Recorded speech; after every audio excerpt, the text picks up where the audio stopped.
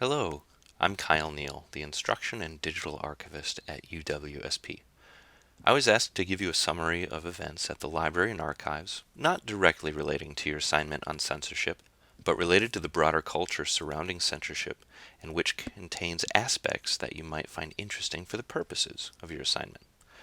Recently, at the recommendation of the University Archives, our library collection development team voted to move 6 pulled-from-print Dr. Seuss books from the library's main collection to our more secure and preservation-focused rare books collection located within the archives.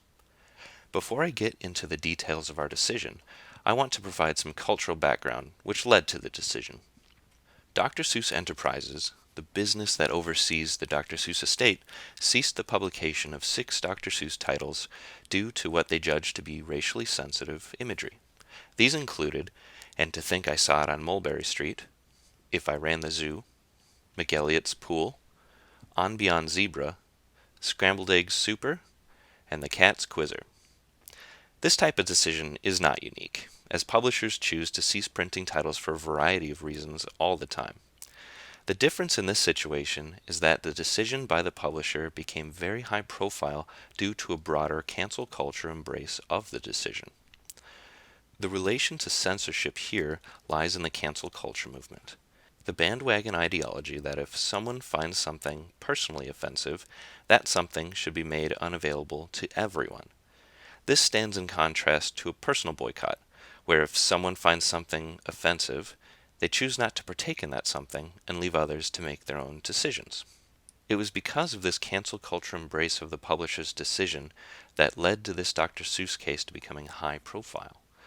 This had some real-world market effects on physical print titles in library and personal collections. Due to the high-profile canceling of 6 titles written by arguably the biggest name in children's literature, the cultural, historical, and as a result, monetary value of these items skyrocketed. This leads to the decision for our collections here at UWSP. In the first week of March, we received reports from other library systems that people were creating fake identity library cards to check out these 6 titles en masse, presumably to sell them off, or possibly to destroy what they deemed offensive. We immediately relocated our 6 titles, 5 of which are first editions, to the archives for security's sake before an official decision was made to relocate the items to our rare books collection the following week. It's worth noting that security was a tertiary factor in our relocation decision. Just because a title is at higher risk of being stolen or destroyed does not merit it being redefined as a rare book.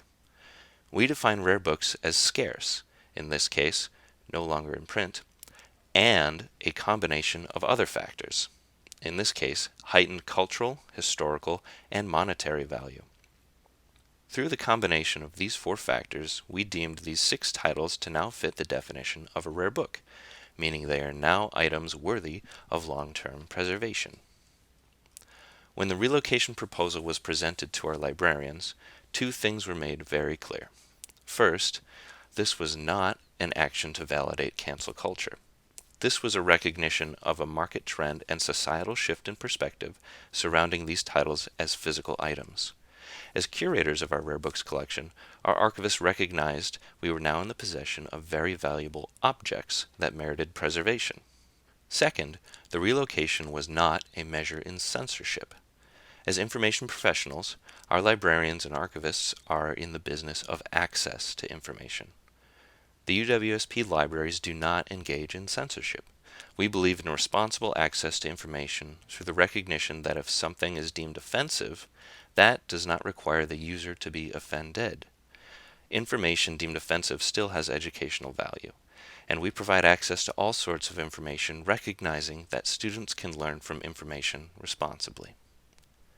The purpose of relocating these items to our rare books collection was not to hide them due to sensitive content, but to protect them due to their valuable nature as physical objects. In fact, you or anyone else can have access to these or any other items in our rare books collection.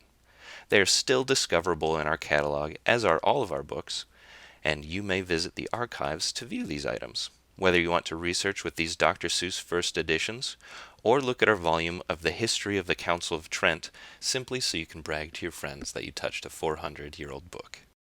Items in our rare books collection are not censored or restricted. They are simply protected and preserved.